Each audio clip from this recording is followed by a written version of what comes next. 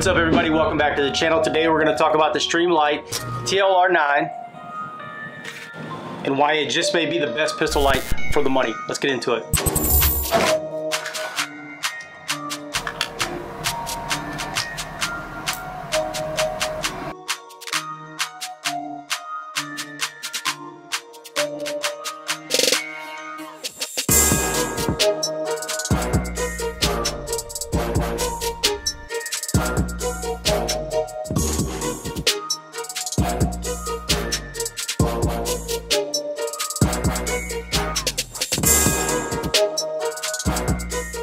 Like, how many lumens do you need?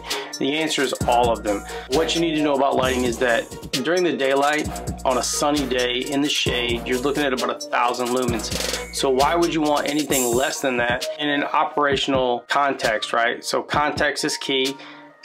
And I broke context down into 3 categories: self-defense, operational, and task. Self-defense standpoint, I took it as a civilian. I'm not going after anything. If the problem is going that way, I'm going this way. From an operational standpoint, if the problem is in this area, I gotta go search this area. Therefore, I want a light that's gonna give me all the information. That's all a light does, is give you data. It gives you information so that you can make the right decision. Depending on the brightness, the candela, and the lumens is the distance that you can get information. And a task light is the most basic.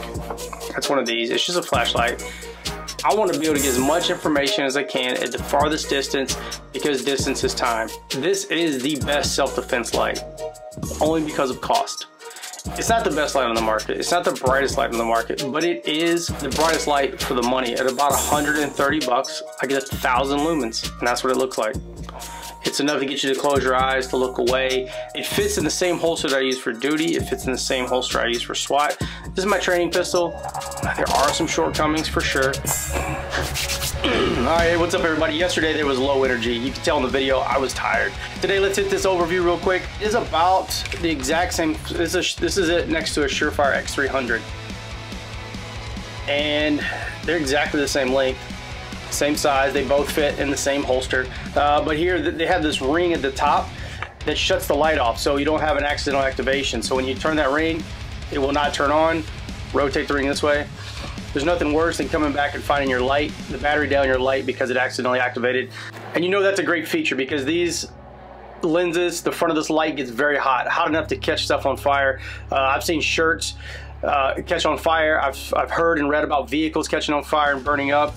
It also has some internal electronic components that allows you to program it. So if you click this switch 9 times, click it 9 times, hold it on the 10th until it activates, and then you have activate a strobe feature.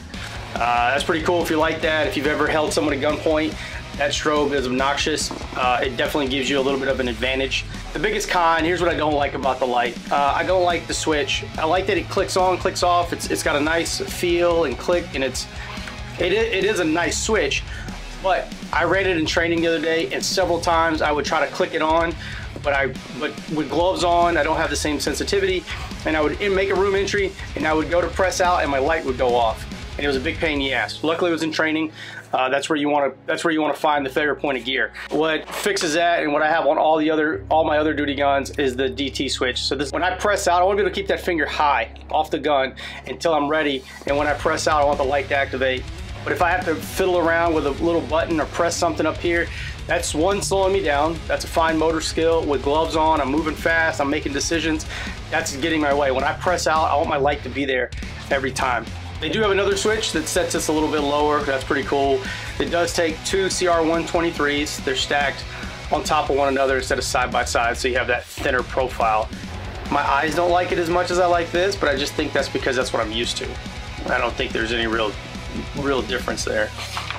Alright, so that's a wrap for this video. I hope you guys enjoyed it. Slava's been killing it. He's been throwing all these fitness shorts up there. It's really doing good for our channel. We're getting tons of views, and we appreciate everybody for watching.